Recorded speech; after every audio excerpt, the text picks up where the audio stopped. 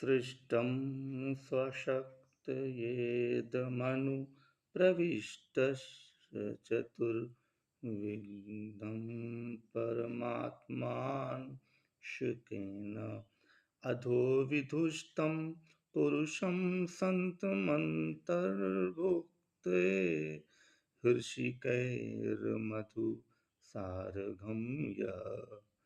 आप अपनी शक्ति के प्रभाव से अपने रचे हुए विश्व में प्रविष्ट होकर अपने आत्मा के अंश से उस विश्व रूप पुर में चार प्रकार के जीव को रचते हो। स्वेदज, अंडज, जरायुज, उद्भिज। इन जीवों में आप प्रवेश करते हो, इसलिए इस जीव का नाम पुरुष है। और ऋषि लोग बाहर भीतर वस के इंद्रियों के द्वारा सुख भोग भोगते हैं।